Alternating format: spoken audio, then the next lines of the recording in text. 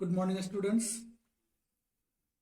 आज हम लोग क्लास 9 फिजिक्स पढ़ेंगे और इसमें मोशन लेसन गति लेसन हम लोग शुरुआत करते हैं डिस्टेंस और डिस्प्लेसमेंट से। दूरी और विस्थापन, दूरी क्या है और विस्थापन क्या है। दूरी बोलते हैं the actual length of path travelled by a body, मतलब किसी वस्तु के द्वारा जिस रास्ते से जाया गया है उस रास्ते की वास्तविक या कुल लंबाई को हम लोग डिस्टेंस बोलते हैं या दूरी बोलते हैं।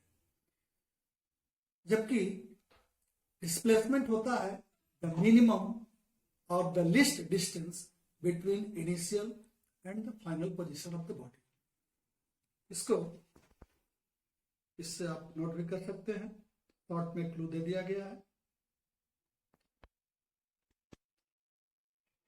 अब हम लोग डिस्टेंस और डिस्प्लेसमेंट को कुछ एग्जाम्पल के द्वारा समझने का कोशिश करते हैं। मान लीजिए कोई स्नेक पॉइंट ए से चलना शुरू करता है और बी तक जाता है, तो डिस्टेंस हुआ जिस रास्ते से गया, जहां पर हमारी उंगली अभी जा रही है, जिस रास्ते से गया उस रास्ते की कुल लंबाई। और डिस्प्लेसमेंट हुआ द शॉर्टेस्ट डिस्टेंस, ये स्ट्रेट एबी, दो बिंदुओं के बीच की जो मिनिमम दूरी होती है ऑलवेज एक स्ट्रेट लाइन, सीधी रेखा होती है, इसको याद रखें। तो अब हम लोग आते हैं कुछ और एग्जांपल से इसको समझने का प्रयास करते हैं डिस्टेंस और डिस्प्लेसमेंट। मान लीजिए ये एक रेक्टेंगुलर पाथ है, इसमें पॉइंट ए से कोई बॉडी चलना शुरू करता है, A B 3 metre and B C is 4 metre. Suppose the body start from A and comes to point B, then what is the distance and displacement. Distance हुआ length of path, जैसा कि हमने पहले बताया है, इस रास्ते की लंबाई ए से बी तक 3 मीटर, डिस्टेंस ट्रेवल्ड 3 मीटर हो गया। डिस्प्लेसमेंट भी 3 मीटर, बिकॉज ये स्ट्रेट लाइन है, सीधी रेखा है, इसलिए यहां पर डिस्प्लेसमेंट भी 3 मीटर ही होगा। अब सपोज करें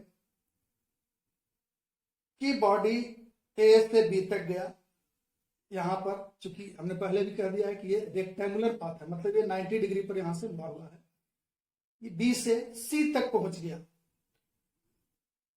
तो डिस्टेंस कितना, डिस्प्लेसमेंट कितना। ऑब्वियसली डिस्टेंस है A B plus B C, मतलब 3 metre plus 4 metre, 7 metre is the distance travelled, whereas the displacement is the minimum distance between the initial point and the final point C।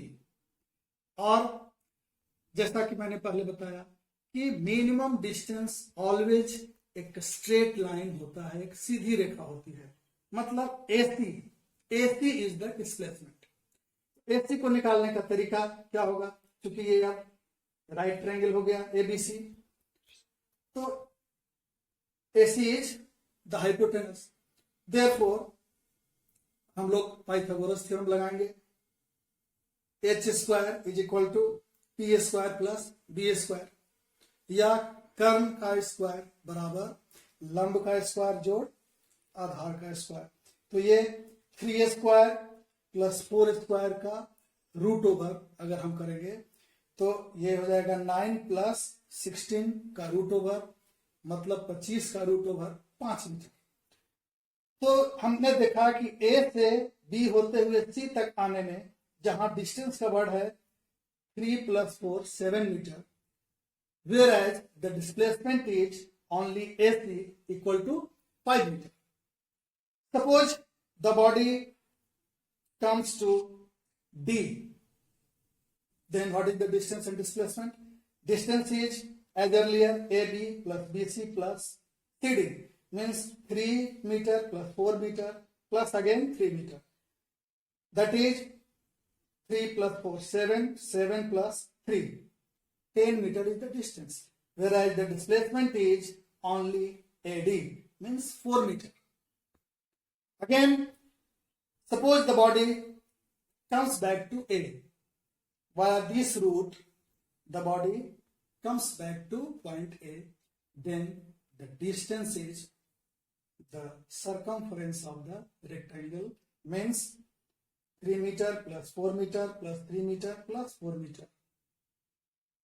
Whereas the displacement is only the displacement is 0, because the initial and the final both positions are the same.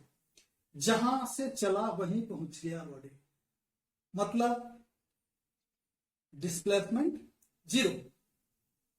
तो इस तरह से हमने देखा कि distance और displacement में क्या अंतर होता है. दूसरा एग्जांपल है, यहाँ पे एक सर्कुलर पाथ है रेडियस r का. बॉडी पॉइंट ए से चलना शुरू करता है और एक चक्कर लगाते हुए पुनः पॉइंट ए पर आ जाता है. तो distance travel will be the circumference of the circle, means 2 pi r. Whereas the displacement will be obviously 0, because जहां से चला वहीं पहुंच गया, डिस्प्लेसमेंट 0. तो ये हुआ डिस्टेंस और डिस्प्लेसमेंट. दोनों का ऐसा यूनिट मीटर होता है. ध्यान रखने की बात यह है कि डिस्टेंस ऑलवेज पॉजिटिव होता है. Distance travelled by a body in motion कभी शून्य नहीं हो सकता. लेकिन डिस्प्लेसमेंट, जैसा कि अभी हमने देखा, शून्य भी हो सकता है और नेगेटिव भी हो सकता है. नेगेटिव डिस्प्लेसमेंट के बारे में आप लोग हायर क्लासेस में पढ़ेंगे. अभी हम लोग देखें कि distance travelled by a moving body can't be 0, whereas displacement में भी.